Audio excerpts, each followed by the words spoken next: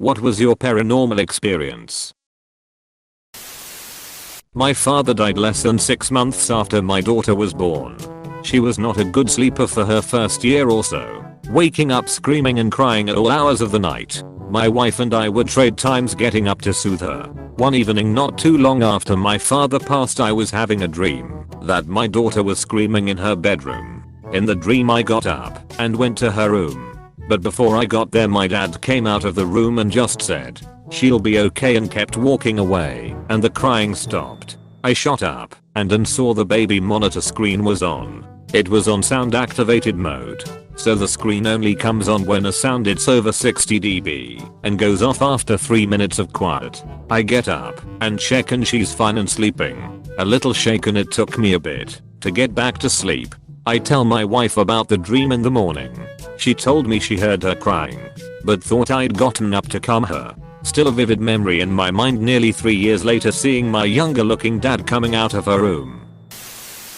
I was visiting family and staying in a hotel with my boyfriend, husband now. The first night there we went to bed, and I woke up in the middle of the night facing the window. I noticed there was a dark shadow in the corner of the room that looked human shaped. After staring a while I realized it must have been a floor lamp, since that corner was kind of bare and that's the logical choice. I rolled over and went back to bed. The following morning I remembered this and turned to look into the corner where the lamp was at. There isn't a floor lamp there. The corner is bare. I mentioned it to my boyfriend and he went white. He told me that he woke up in the middle of the night because he felt like he was being watched and had to get up out of bed to go to the bathroom. I vaguely remember him getting up to try and shake the feeling. It still sticks with me in dark rooms. Imagine the ghost's reaction. Oh good. She sees me. Time to terror. Wait. Don't roll over. I'm right here. Hey. Are you sleeping? Really? Ha ha ha. Maybe that's why it moved to my husband and was like, well maybe the man is the easily scared one.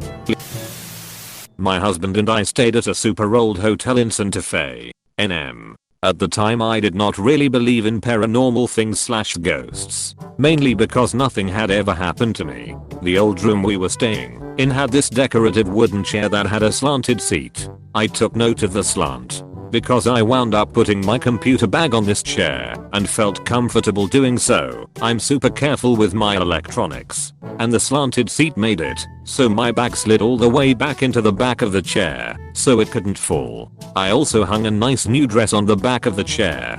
We went out for sightseeing, and when we came back, my dress was on the floor near the chair. I wondered if housekeeping had touched it, even though we had do not disturb on our door all day and the room had not been serviced. Oh well. We ordered in some dinner and went to bed. My husband and I were laying in bed in the dark talking, almost falling asleep, when suddenly we hear a super loud slam. It was so loud, we shot awake and turned on the light. There on the other side of the room, a good 10 or 15 feet from the chair, was my computer bag. It was like someone had lifted it and threw it down.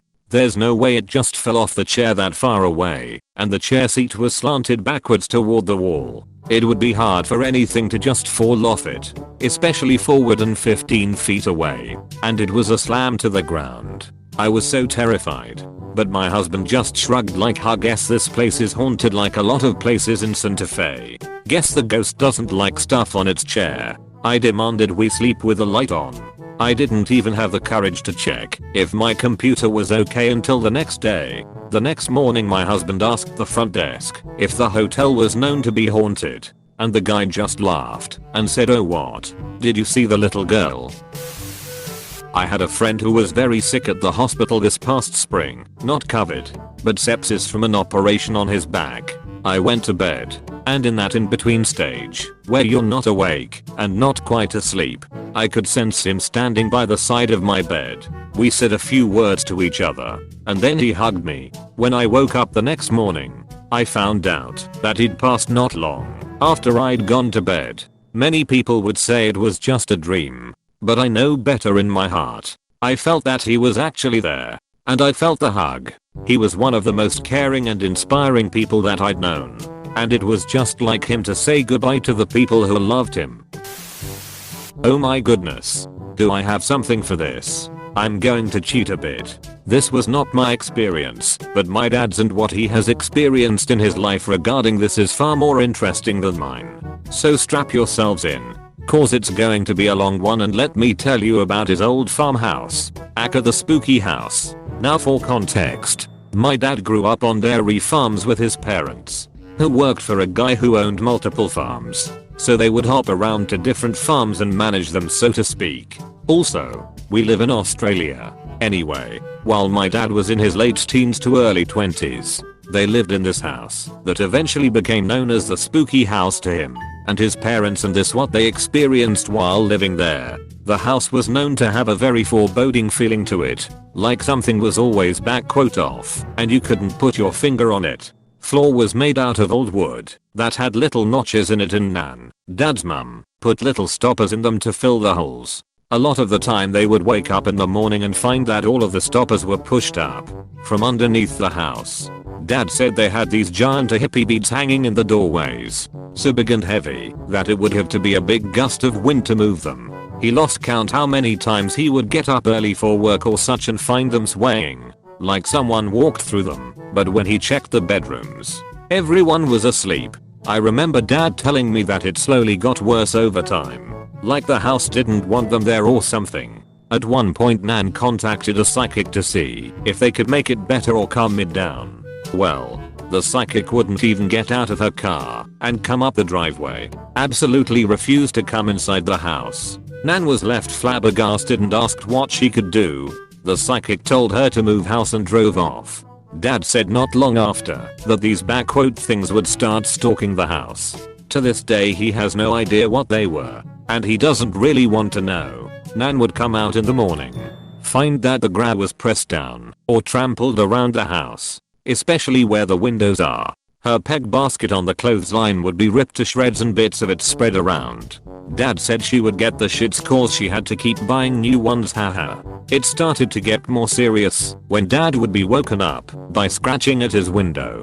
On the outside, he was always too scared to look back at it, cause he knew whatever it was staring right back at him while scratching the window. They would check at morning to find that the paint had been scratched off the house at around human height and flattened. At one point, while his dad was out working a few paddocks over, Nan came in and woke Dad up, and together they huddled in his bedroom, waiting for daylight as the thing stalked around the outside of the house. Speaking of, it stalked Dad once too. He was walking from the house to his dad, a few paddocks over to help with the cows, about 4 AM ish. It was a cold and there was frost on the ground. As Dad was walking he could hear a crunch coming behind him.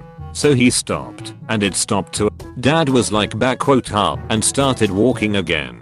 And so did it. Again Dad stopped and it stopped. Now starting to get freaked out. Dad starting to pick up the pace and he stopped again. Only this time it didn't stop, but started to come right at Dad. Dad effing bolted, ran over 2 paddocks and cleared the fences. Didn't stop till he reached his dad's side.